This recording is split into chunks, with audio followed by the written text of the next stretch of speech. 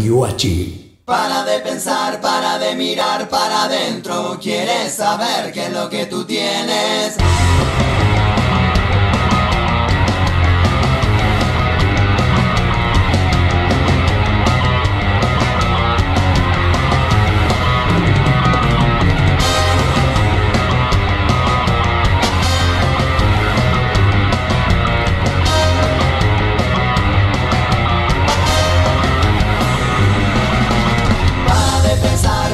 Mirar para adentro, quieres saber qué es lo que tú tienes.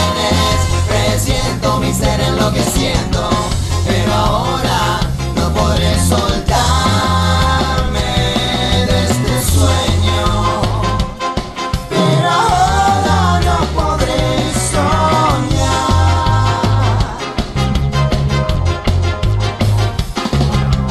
Para de escapar, para de callar, para adentro. El tiempo ayudará a sanar, desciendo en fragmentos desde el cielo, pero ahora... Bueno, es rara esta sensación porque hace más o menos una hora hice exactamente lo mismo, escuchar esta cortina, poner en marcha el programa, presentar, decir que estábamos arrancando, saliendo en vivo con Continentes y Contenidos una semana más, después vino un bajón de internet, nos quedamos aquí sin internet en la radio y todo eso quedó perdido, digamos, en el ciberespacio. Intentaremos que ahora esto llegue hasta el final, llegue a buen puerto. No vamos a hacer otra vez todo lo que habíamos hecho porque seguramente hay algunos que ya nos escucharon y que se van a aburrir si les contamos las mismas cosas, pero sí vamos a aprovechar este rato que nos queda para hablar de todas aquellas cosas que nos quedaron pendientes, y son muchas, tenemos muchas cosas para contarles todavía. Habíamos conversado en la previa sobre esas advertencias que nos fueron escuchados en Sri Lanka y que habían significado los atentados terroristas, y habíamos hablado también de las advertencias que se estaban haciendo en algunos países los activistas por la paz y por el desarme en contra, digamos, de esta idea que está llevando adelante Donald Trump de romper con el tratado de no proliferación de armas de mediano alcance, de las armas nucleares, que lo que puede significar que Europa se vuelva a llenar de misiles, ¿no? De misiles de la OTAN apuntando hacia la ex Unión Soviética, apuntando hacia Rusia, apuntando hacia China, lo cual es una escalada que no va a tener precedentes porque todo lo previo tenía que ver con un contexto, con una guerra fría que ya no existe más. Más allá de que se vuelve a escribir un escenario de una suerte de guerra fría, ya estamos hablando de un mundo multilateral, estamos hablando de una potencia que no llegó a consolidarse o a consagrarse en el gran imperio que le hubiera gustado ser, aunque en el continente estemos padeciendo los últimos coletazos de este imperialismo de los Estados Unidos, con toda esta nueva persecución hacia algunos líderes políticos en muchos países. Tenemos el ejemplo aquí en la Argentina con todo este andamiaje judicial y la cantidad de denuncias por los delitos de corrupción o la supuesta corrupción que entraña a los exdirigentes del gobierno de Cristina Fernández de Kirchner. Ella misma, sus hijos, son acusados de haber formado una asociación delictiva para llevar adelante estos delitos, y sí, los juicios que se están llevando adelante son delitos, por eso el equívoco. Hay ministros que están presos, ¿no? Está el ex vicepresidente Amado Boudou, que está preso, está el ex ministro de planificación Julio De Vido también preso, Héctor Timerman, quien fuera canciller, quien fuera ex ministro de Relaciones Exteriores, murió, pero por no haber podido llevar adelante justamente un tratamiento por esa prisión preventiva de la cual estaba siendo víctima. Y algo parecido está ocurriendo en Brasil, más allá de que por ahora el gran nombre, digamos, que han logrado meter en prisión tiene que ver con el expresidente Luis Inácio da Silva, más conocido por todos como Lula, que bueno, que está ahí debatiéndose por estas 12 años y medio de cárcel al que fue condenado, sin que se pudiera presentar ninguna prueba que avalara justamente el haber cometido este delito de corrupción pasiva del que es culpable.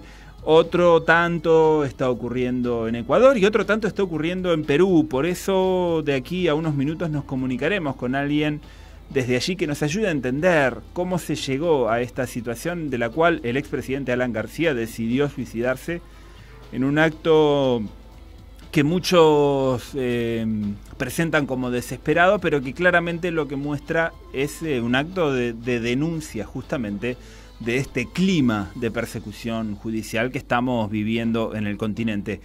También ocurre algo parecido en Ecuador, donde hay un vicepresidente que fue elegido hace menos de 2 años y que está preso, donde hay orden de captura en contra de un ex canciller y donde hay también una promesa, una amenaza hacia el expresidente Rafael Correa de que si vuelve al Ecuador va a terminar también en la cárcel. Así que el escenario es aterrador, pero todo esto tiene un común denominador que tiene que ver con la acción de la Embajada de Estados Unidos por detrás, de cómo llegan los embajadores a los países con la clara intención de hacer que la justicia de estos países funcione. Eso fue al menos lo que dijo el embajador de los Estados Unidos al llegar a la Argentina. Vamos a hacer todo lo que esté en nuestra mano para colaborar para que la justicia argentina funcione.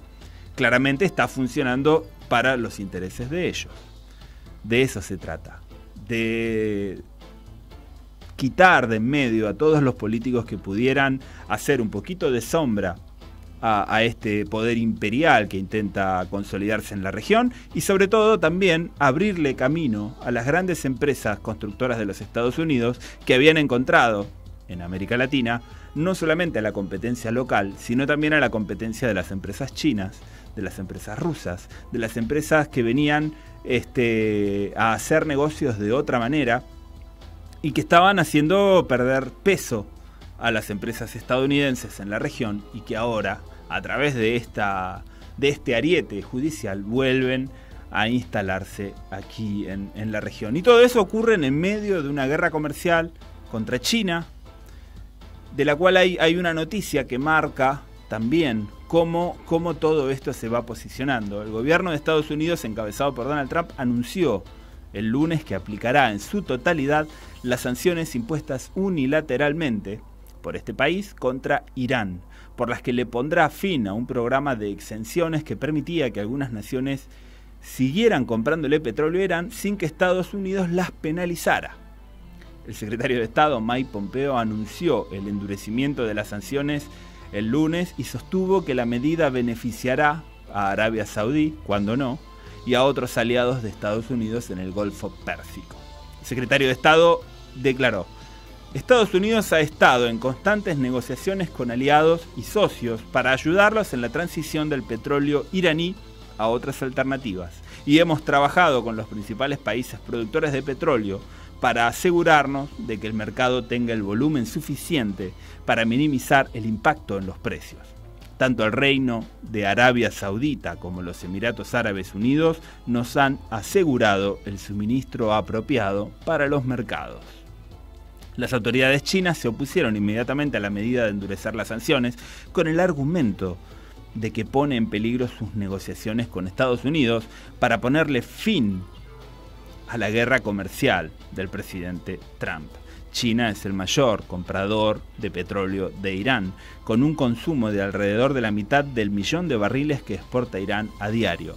La economía iraní se vio gravemente perjudicada desde que el gobierno de Trump se retiró del acuerdo nuclear de Irán en 2015, que le brindaba justamente a este país, cuya capital es Teherán, un alivio de las sanciones a cambio de la promesa de no fabricar armas nucleares. Irán, un país con casi 80 millones de habitantes, está sufriendo prácticamente los mismos padecimientos que está sufriendo Venezuela, otro gran exportador de petróleo. Una fuerte inflación, desabastecimiento, enormes cantidades de medicamentos que no llegan a cubrir las necesidades de su pueblo, alimentos que tampoco llegan. Irán, si bien es un país muy grande, es un país que tiene unas condiciones climáticas que no le permiten tener todo aquello que necesitan para su propio consumo. Así que, bueno, se ve cómo los Estados Unidos, en ese intento de consolidar su posición imperial, sigue atacando a quienes considera sus enemigos.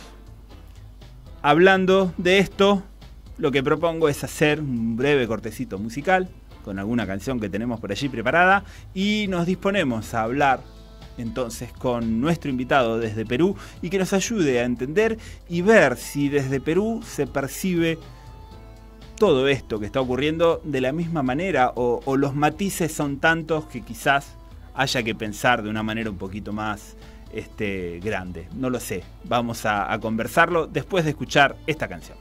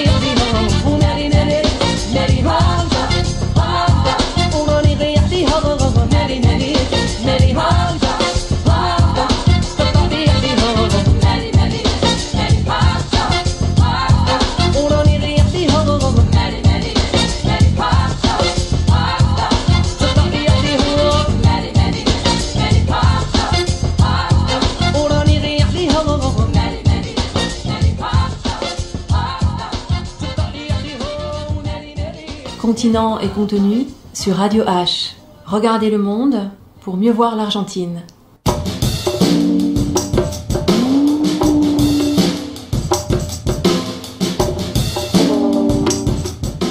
Bien, y como les había prometido antes de hacer este breve interludio musical, vamos a estar conversando con alguien desde Perú que nos ayude a entender si todo lo que yo les estaba contando que estaba pasando en el continente latinoamericano con esta presión que están ejerciendo desde los Estados Unidos a través de la justicia, a través de los jueces, para perseguir a la clase política y de esa manera también perseguir al empresariado local y dejarle lugar a las empresas norteamericanas, si eso también lo están viviendo y vislumbrando de esa manera, si hay matices, cuáles son las diferencias.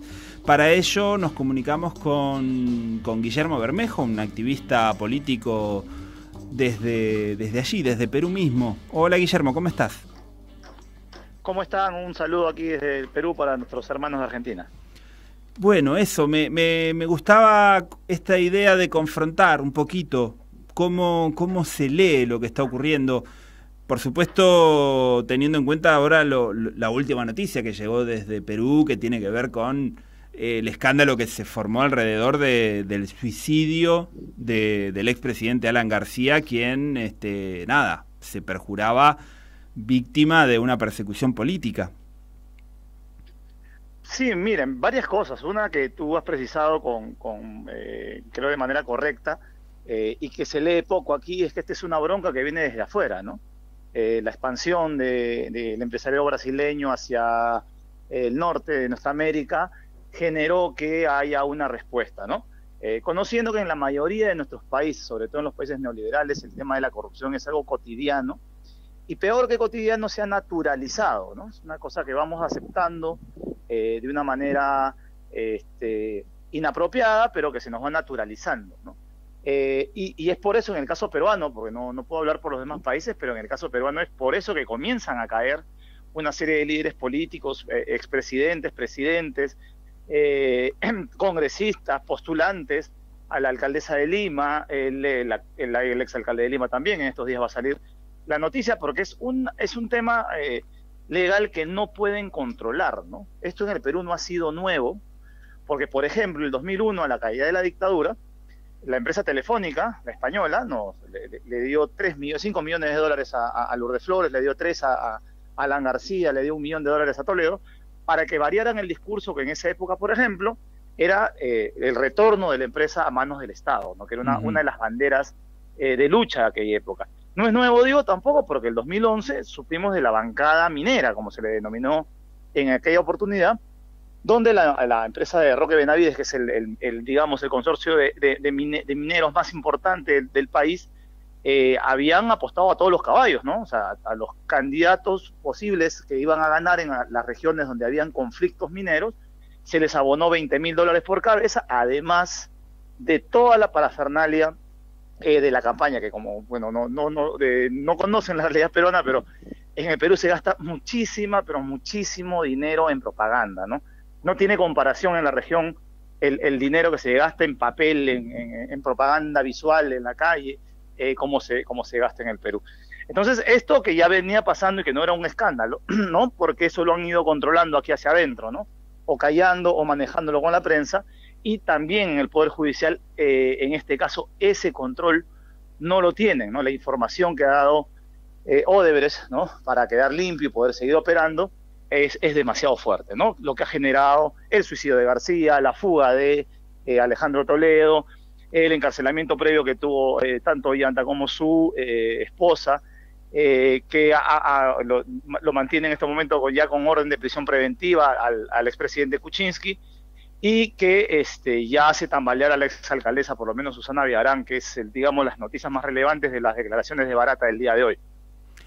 Claro, eso. Allí en Perú vemos cómo realmente la clase política se ve tremendamente afectada por todo este escándalo, pero no así quizás los empresarios, porque por lo menos en Brasil, que es el otro lugar, digamos, donde Odebrecht ha sido fundamental para llevar frente a la justicia, ¿no? a distintos políticos, allí están en sus palacios, en sus tremendas casas, los supuestos corruptores, ¿no? de estos políticos, como es el caso de Lula da Silva, sobre el cual ni siquiera se ha podido probar nada. O sea, hay ahí una doble vara muy engañadora, que bueno, que en Perú eso, hay varios expresidentes presos, allí es como que se ha llevado esto al límite, ¿no?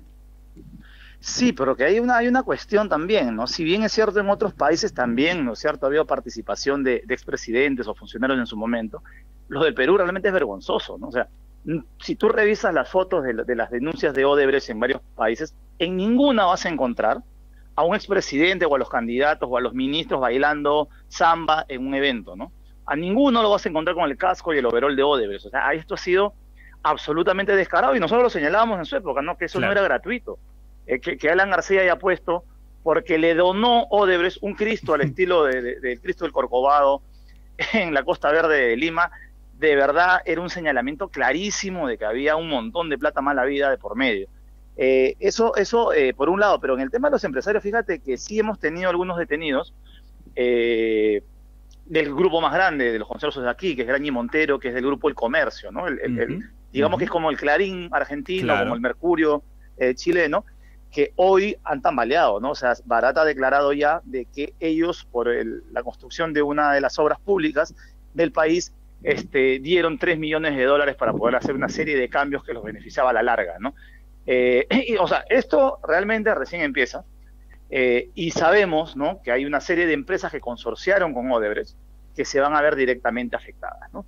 Pero la clase política definitivamente son los que se van a quemar mucho más rápido, porque esto no está pasando en cualquier país, ¿no? Esto está pasando en un país que tiene el 46% de los niños con anemia, que tiene 2 millones de chicos que no van a la escuela, que tiene 2 millones y pico de jóvenes que no trabajan ni estudian, donde uno de cada 2 de los niños va con anemia al colegio. Entonces, es como un agravante, ¿no? Es ver el festín que se han dado a través de las obras públicas, además mal hechas, ¿no? Mal construidas, porque por donde vayas en el Perú vas a ver grandes afiches de grandes construcciones, pero cuando ves la obra en sí, es un mamarracho, ¿no? Es un mamarracho que da vergüenza y genera cólera en la mayoría de la población, y ha llegado en un momento épico en la historia del Perú, porque ya la clase política venía cuesta abajo, ¿no? La clase política esta que hoy está anunciando su desaparición política, ya venía mal. Entonces Odebrecht ha venido a hacer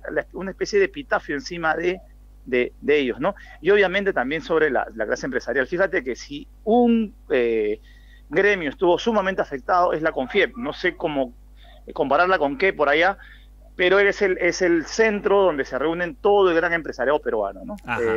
Y ya las movilizaciones, por ejemplo, los muchachos, ya no solamente eran al Congreso de la República, ya no solamente eran para tomar las plazas del centro de Lima, que es la costumbre aquí, sino ir hasta el otro extremo de la ciudad, ¿no? Hasta los barrios de las casitas altas, como decía el gran Víctor Jara, y marchar frente a la CONFIEP, porque saben que ese es el centro neurálgico de toda la corruptela en el Perú.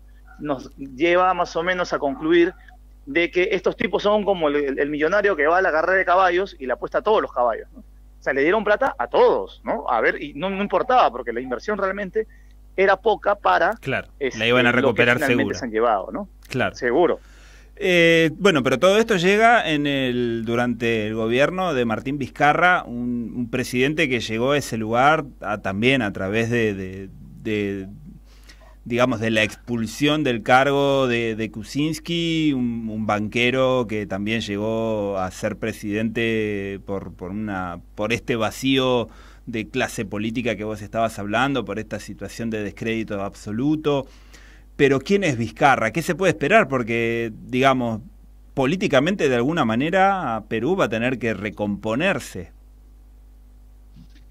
Sí, pero Vizcarra, o sea, el tema con Kuczynski, por eso hay que entenderlo desde la postulación de Kuczynski. Kuczynski en ningún momento se imaginó ser presidente de la República, ¿no? Yo saqué un artículo por aquella época que decía, lo titulé El hombre que no quiere ganar, ¿no? Era un tipo que lo que quería mantener eran los lobbies. O sea, 5 años antes le había resultado tener una bancada y negociar desde el Congreso obras públicas. Porque en el Perú pasa eso, ¿no? Tú tienes una bancada en el Congreso, entonces por la votación para mantener el status quo, ¿no es cierto?, los dictámenes del Fondo Monetario, de los tratados de libre comercio, las imposiciones del Estado, del Comando Sur de los Estados Unidos, para mantener eso te dan obras, pues, ¿no? Si tú eres de una región determinada, te dan obras ahí, pero con tal que te mantengas callado en las cuestiones fundamentales, trascendentales, ¿no? Entonces, eso lo tenía Kuczynski. Y así se maneja el Congreso en el Perú, y hay que decirlo con vergüenza patriótica, ¿no? Todos lo hacen, ¿no? El tema del lobby, es más, tú puedes, aunque no lo puedas creer, aquí hay gente que lo defiende, dice que el lobby no es malo, que el lobby no es un delito, ¿no? O sea, tienen ya la moral tan carcomida que creen que ir a negociar las cosas a cambio de votos está bien, ¿no? Y bueno, Kuczynski lo que pretendía era mantener eso. Cuando él se ha chocado contra la realidad, porque la elección peruana del 2016 fue pues un festín, ¿no? Sacaron de carrera a 2 candidatos que no eran ni siquiera de izquierda, que eran otro par de mercenarios, pero le estaban quitando espacio a Keiko Fujimori, le estaban quitando espacio a Alan García, que bajo la misma lógica también debían haber sido retirados de esa contienda. Y quien elevó fue Kuczynski en las últimas semanas, ¿no? El tipo no hizo ni campaña en la segunda vuelta, se la tuvieron que hacer un sector de lo que acá nosotros llamamos liberales o caviares, que digamos son como los fascistas pero con buenos modales, ¿no? Ajá. Que te salen con discursos neutros y quieren hacerse pasar por izquierda en una serie de temas, pero que al final votan con la derecha siempre. Ellos le hicieron la campaña y el tipo llegó al poder sin saber claro qué era lo que tenía, porque él, digamos, él es un negociante. Entonces lo que él menos quería era tomar decisiones políticas. Una vez en el Congreso, hubo una trifulga por el tema del indulto Fujimori, por la gobernabilidad, que en el Perú es bastante gracioso, digamos, para no ser trágicos, hablar sobre esto porque se plantean que hay que llevarse bien, ¿no es cierto? Y para ellos llevarse bien no es solamente hacer negocios, sino indultar a su gente. ¿No? Lo hemos visto en el pasado con indultos a violadores de derechos humanos o con silencios ante atropellos a comunidades originarias, y en este caso era indultar al dictador, ¿no? Una especie de Videla de ustedes, ¿no? Sí, sí, claro. Que es Alberto Fujimori. Y eso fue, digamos, lo que él no tenía, no midió, nadie lo ayudó a medir y la población se le volteó. Y yo venía sosteniendo que esto de Odebrecht era cuestión de tener paciencia, porque yo creo que ya ni siquiera la movilización ciudadana iba a lograr lo que Odebrecht iba a demostrar, ¿no? Esto, que no ha nacido por una investigación judicial peruana, ni por una investigación judicial, ni por una investigación periodística, que todo el mundo lo sabía, y que solamente representa la corrupción de una empresa. Y en el Perú la cosa es terrible. Acá todo el mundo sabe que las obras se manejan con diezmos, que uno va a los ministerios y encuentra a la gente, y si tiene los contactos suficientes te dan la obra, ¿no? Pero tienes que pagar un porcentaje, claro, porque así funciona aquí. Ese silencio que ha mantenido hasta sectores de oposición, sectores de izquierda en la clase política, que no han podido lograr tumbarse a todos estos que se sentían intocables. En el caso de Alan García, el APRA históricamente tuvo una fuerza inaudita en el Poder Judicial, ¿no? Si tú querías arreglar un tema judicial, el APRA era el camino pues para que te solucionen el problema, y si tú eras enemigo del APRA, como me tocó ser a mí y a varios de nuestros compañeros en más de una oportunidad, pues te llenaban de juicios, ¿no? Yo he tenido 2 procesos judiciales por estas acusaciones alucinantes de terrorismo, claro, y no te la quita nadie. Pero con el tiempo, el APRA ha ido perdiendo dentro del Poder Judicial, ¿no? La lógica, sí. No, que justamente eso me parecía que era importante, porque forma parte, digamos, de una suerte de modus operandi en toda la región, como esos lobbies económicos también tienen cooptada no solamente a la clase política, como ya bien explicabas allí en el caso de Perú, pero sino también a toda la clase, digamos, del Poder Judicial, los jueces de los tribunales supremos, fiscales, jueces de primera instancia, en fin, diferentes cargos que van cumpliendo también estas mismas funciones y que luego persiguen a quienes puedan llegar a molestarles, ¿no? Que esto también fue un enorme, digamos, escándalo allí en Perú, con una limpieza, digamos, en el Ministerio Público, en fin.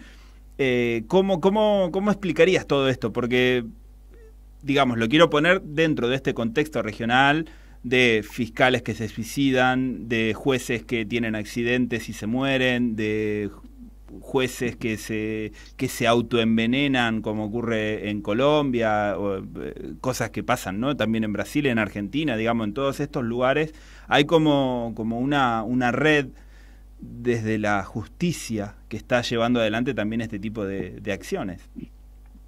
Aquí son un poquito más cobardes, ¿no? Por ejemplo, el fiscal de la Nación, increíblemente todavía no defenestrado del cargo, se ha comprobado que el tipo fue a las oficinas y se robó, porque no hay otra palabra de decirlo, una serie de documentos que estaban lacrados. No es la primera vez, ya lo vimos con Alan García en unos temas de audio sobre temas de narcotráfico y corrupción. O sea, se dan a ese nivel, ¿no? O sea, tienen el cuajo, la valentía, la sapiencia de que no les va a pasar nada, porque aquí continúa un Congreso de la República absolutamente deslegitimado, ¿no?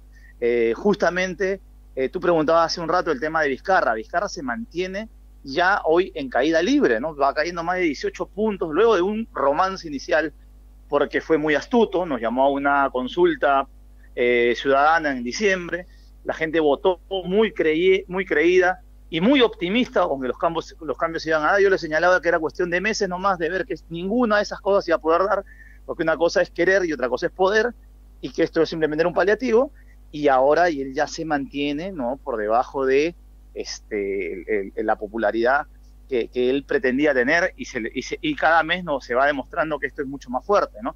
Porque al Poder Judicial, querramos o no, al Ministerio Público, en el caso de la Fiscalía, hay que intervenirlos.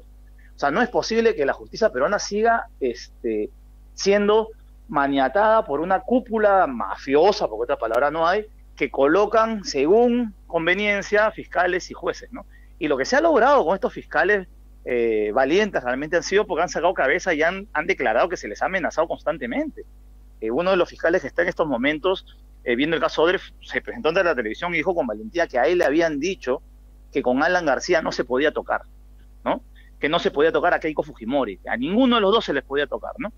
Y eso envalentonó a la población, que ahora justamente han llamado un plantón, como le llamamos aquí, en defensa de la seguridad de estas personas, porque el suicidio de Alan García hay que entenderlo no como el fin de algo, como el comienzo del fin, ¿no? O sea, la desesperación de Alan García, él sabía que estaba absolutamente derrotado después no es casual que se haya suicidado antes de las declaraciones de Barata.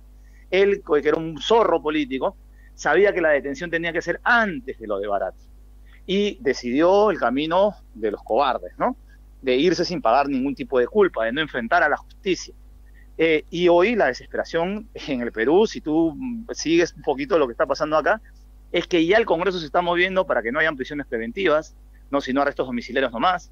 Fíjate, y eso es muy curioso, ¿no? Porque en el Perú, hoy, en este minuto, hay 35.000 peruanos que están pagando prisión preventiva, ¿no? La mayoría de manera irregular, ¿no? Porque la lógica del Estado que castiga es algo que le gusta mucho, sobre todo al limeño. Y ante eso no han dicho nada durante más de una década que esto de la prisión preventiva se viene aplicando en el país. Y los mandan a prisiones pues absolutamente hacinadas, ¿no? Pero cuando se trata de esta costra de gente, ¿no? De los Kuczynski, de los García, de las Keikos, de los Humala, de los demás, ahí sí se preocupan. Entonces quieren ya sacar una ley express, ¿no? Con un nombre propio o con nombres propios para que cese el tema de la prisión preventiva, ¿no? Porque esto va a ser un terremoto político. Tal vez esto que con algunos con alegría llaman el fin de una era, pues no va a ser tan sencillo, ¿no? Va a ser bastante dramático. Vamos a ver un escenario en el país que va a polarizar aún más la situación y donde vamos a ver pues, gente intentando fugarse, gente resistiéndose a las detenciones porque es muy evidente que no se van a salvar, ¿no? Qué curioso, ¿no? Tuvimos que esperar que algo así sucediera y que viniera desde afuera para acabar con estos que justamente han defendido, ¿no?, a los que nos gobiernan desde afuera del país. Claro. Sí, es una paradoja. Una paradoja, efectivamente. Una paradoja extraña. Pero una cosa más, mira, yo creo una cosa más que no quiere que se me escape. Nosotros le llamamos la política del limón demolientero, ¿no? Porque hay una bebida que se toma en las mañanas que se llama emoliente, es una cosa muy sabrosa. Ajá. No tan rica como el mate de ustedes, pero bueno. Y se le exprime un limón, ¿no? Y los que la venden exprimen el limón hasta el último y luego lo botan. Esta gente que defendió tanto los intereses de Estados Unidos, porque mira, no hay ni uno de los mencionados que tú tengas en la lista que están en el caso Odebrecht, que se prestaron para campañas canallas contra Cuba, contra Venezuela, que se arrodillaron hasta el más no poder con las políticas de los Estados Unidos, que han callado en todos los idiomas las violaciones de este país contra los pueblos del mundo, todos ellos hoy voltean y no saben a quién pedirle el favor de que lo salven, ¿no? Claro. Cosa que ya le había pasado a Fujimori. Estados Unidos no va a mover un dedo por ellos, ¿no? Porque pasa eso, ya los usaron, ya no los necesitan. Es más, yo estoy seguro que en su análisis, ¿no?, en el análisis del enemigo han dicho, ni pegarnos con estos tipos porque así no vamos a poder seguir sometiendo al Perú. Y ellos ya tienen que comenzar a ir apostando por otro tipo de figuras políticas en el país, que ya van apareciendo por ahí, ¿no? Pero sí, también hay que tenerlo en el análisis. A pesar de la situación del país, no asoma todavía un personaje donde la gente comienza a depositar su confianza, ¿no? Y digamos que los márgenes de tiempo son bastante cortos, ¿no? Nosotros ya estamos casi en una etapa preelectoral, estamos a menos de 2 años de la próxima elección, y no asoma nadie, ¿no?, que tú digas, mira, este va, o sea, de derecha o de izquierda, pero en ninguno de los ámbitos, ¿no? Este es el que podría asomar un poquito, ¿no? Lo que nos va a llevar a algo que ha estado sucediendo en el Perú, compañeros, ya los últimos 10 años, ¿no? Que la tasa de voto, del voto viciado, se eleve, ¿no? Y que el ausentismo también se eleve, ¿no? Es una cosa que cada vez lo vemos con mayor preocupación, ¿no? Porque eso finalmente ayuda a los que tienen la capacidad económica de montarse en una campaña electoral. En algún momento nos despertó cierta esperanza la figura de Verónica Mendoza, la formulación del Frente Amplio allí en Perú, pero esto se ha ido desdibujando después por el apoyo que le tuvieron que prestar, como vos decías, a Kuczynski. ¿Cómo está esa parte del electorado que había sacado a un porcentaje esperanzador en su momento? Sí, no, claro, las intenciones de unidad de la izquierda se vienen postulando hace unos meses ya. Se ha planteado, la verdad que ha sido un poco más propagandístico que realidad. Luego cuando uno conversa con cada organización dice, no, nosotros fuimos a un evento a hablar los tres, porque estaba Gregorio Santos, que es el otro líder de la izquierda, que es un dirigente campesino, ¿no?, de las rondas campesinas de aquí, y Vladimir Cerrón, que es el que ha tenido la capacidad de organizar un partido definidamente socialista, de izquierda, y que tiene inscripción. En el Perú es todo un tema eso, porque la inscripción política es la más alta de América Latina, ¿no? O sea, acá para inscribir un partido necesitas ponerle casi 2 millones de firmas. O sea, y realmente presentar como 6 millones, porque al final te vuelan, claro, 2 firmas por cada una que te validan, ¿no? Es una cosa que no se ve en otros lugares. Por eso ya varias empresas de análisis dicen que la campaña electoral peruana es la más desigual del continente, ¿no? Es imposible tú ser pobre o por más gremio que tengas, plantar un partido porque no alcanza las firmas y el tiempo no te da para hacerlo. Y ahí está el problema, ¿no? Bueno, hay graves problemas también, hay grandes diferencias, ¿no? Con ellos porque en el caso de Verónica han votado pues a favor del ingreso de tropas norteamericanas al Perú, porque recibieron al embajador de Estados Unidos en plena campaña electoral. O sea, son cuestionamientos que uno les hace desde aquí, porque después de haber pasado lo que hemos pasado con Susana Villarán y después de haber pasado lo que hemos pasado con Ollanta Humala, no podemos darnos el lujo de un tercer error, ¿no? O sea, nadie les quita reconocimiento de que a cara del pueblo tengan un cierto sector que los esté yéndonos más atrás en el tiempo, 2021. Incluso Alan García, ¿no?, que también se tendría que haber confiado en él. Hablo de los 80, hace ya mucho tiempo atrás. Sí, claro, pero el APRA tenía un discurso que si tú lo escuchás, pues no tenía nada que ver con el Alan García moderno, ¿no? O sea, claro, ellos eran antiimperialistas, estaban por imagínate en esa época, pero todavía se hablaba, ¿no?, de la devolución del canal de Panamá a los panameños. No, eran más marxistas que Marx, ¿no? En el discurso, por lo menos. Sí. Pero eso cambió muy rápido, ¿no? O sea, él entró y asumió la posición de los militares aquí y continuó la masacre de campesinos a nombre de la lucha contra subversiva, ¿no? Y lo que hoy se les pide es eso, ¿no? Claridad sobre lo que se va a hacer. Yo sí creo, yo estoy convencido, además, de que la izquierda puede ganar las elecciones aquí. El tema es, ¿para qué vamos a ganar las elecciones? Porque si solamente montarnos en el Congreso y en los ministerios y seguir una hoja de ruta que nos van a trazar desde afuera, si no va a haber la valentía y la capacidad, hacer lo que son los cambios mínimos que han habido en otros países, ¿no? Yo le reclamo eso a la izquierda de mi país. O sea, tú puedes cuestionar a Cristina y puedes cuestionar a Lula y puedes cuestionar a Mujica y puedes cuestionar a toda la izquierda de América Latina, pero por lo menos han pasado por un proceso mínimo de cambios. Ha habido un debate sobre lo que se quiere hacer con el país, ¿no? Acá ni eso. Claro. Acá no hemos logrado ni eso, ¿no? Con Ollanta lo sabíamos de antemano. ¿no? Yo, que soy, digamos, el pinchaglobos de la izquierda, le decía, pues el tipo está siendo clarito. Él dijo que no es de izquierda. Y él dijo que tenía un programa, una cosa rara, decía que no era ni de abajo, que eran los de arriba, que no sé qué tanta cosa. Al final, llevó en su lista una serie de impresentables que habían caminado en todas las veredas ideológicas y que se les notaba que lo que querían era hacer negocios, ¿no? Y se reunió con una casta de militares, y en el caso de Susana Villarán fue lo mismo, ¿no? Estos chiquitos de ONGs, ¿no? A los que los puso al mando de una serie de gerencias en la Municipalidad de Lima, y obviamente que una cosa es sentarse en el computador y otra cosa es salir a una ciudad como la de Lima, que tiene 10 millones de habitantes en un pedacito de tierra, ¿no? Y es un caos. Entonces, real. Si ustedes han estado por acá, saben de lo que estoy hablando. Es terrible, y no, y le vino la soberbia, y era ella la lideresa, y yo te lo digo porque tenía un gran amigo que era su teniente alcalde, y yo se lo decía en buena onda, ¿no? O sea, lo que están haciendo ustedes, después lo que se logró, cuando Susana ganó, el abanico de esperanza de mucha gente dijo, no, ahora sí, ¿no? Porque ganamos con la bandera de la izquierda en Lima, o sea, estaba la cosa en su vida, ¿no? Y el desastre de ese gobierno, y de la mano con el gobierno ya presidencial de Ollantumala, es algo que nos ha sepultado casi 10 años, ¿no? Guillermo. Y eso nosotros no podemos olvidarlo, sí. No, eso, digo, se nos acaba el tiempo para empezar, pero también pienso que bueno, que la verdad que no dábamos,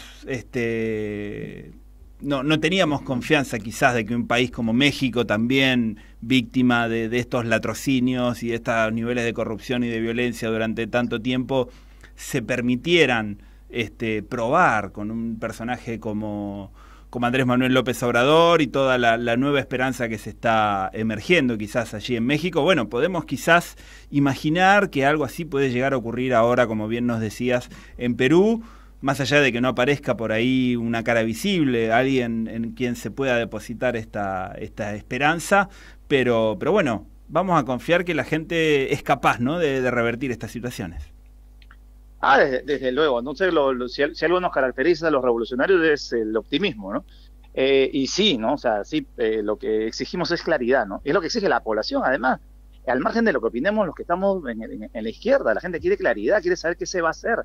Y cuando vamos al terreno de las propuestas, obviamente López Obrador las propuso hace 10 años, le han tenido que dar con palo en el piso para que... Y a pesar de eso, mira, ¿no? Ha llegado sí, a donde ha llegado. Entonces nosotros sí esperamos con absoluto optimismo la situación hacia el 2021.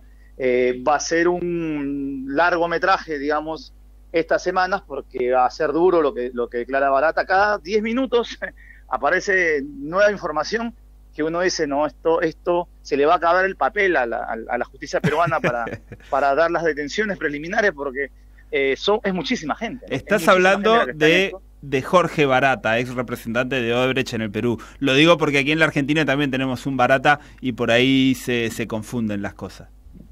Bueno, sí, no, el nuestro es el brasilero, está muy duro el asunto, ¿no? Está cayendo muchísima gente, y qué bueno por el país, ¿no? Qué bueno por el país. Yo le decía, porque acá quería hacerte un melodrama con que pobrecitos, ¿no? Pobrecito el suicida, pobrecito el viejito, cuando roban no son ni pobrecitos, pero ahora hay que tenerles pena. Nosotros hemos sostenido que no, que caiga quien caiga hasta el final, ¿no? Que por su propia obra están donde están. Nadie los está persiguiendo aquí, porque ellos manejaban la justicia. Lamentablemente, sus socios los gringos vieron que entre encarcelar a pobres diablos que están ya desapareciendo de la escena política peruana y tumbarse a las empresas brasileñas, más importaba tumbarse a las empresas brasileñas a costa de estos tipos que en algún momento se creyeron los dueños del país. Muchísimas gracias, Guillermo Bermejo, por este completísimo informe, reporte, opinión de lo que está ocurriendo allí en el Perú, que seguramente nos va a dejar un montón de cosas para que reflexionemos. Muchísimas gracias y será hasta pronto. Muchas gracias a ustedes y aquí estamos a la orden. Un fuerte abrazo. Muy bien, un abrazo. Y entonces pasó por aquí, por Continentes y Contenidos, Guillermo Bermejo. Ya nos queda poquísimo tiempo, el tiempo de despedirnos, el tiempo de decirles que la semana que viene haremos el programa de manera más prolija, quiero creerlo, porque últimamente, la verdad, todos los martes nos suceden cosas particulares que hacen que no podamos hacer el programa como bien sabemos armarlo, ¿no? Llevamos 6 años haciendo esto, así que Continentes y Contenidos ya lo tenemos bien armadito. Pero bueno, aprovechamos la oportunidad para hablar justamente con Guillermo Bermejo desde allí, desde Perú, que nos ayude a ver que realmente lo que a cada uno en su lugar le parece que es abrumador y que es terrible y que wow, lo que está pasando acá es hoy por hoy, lamentablemente,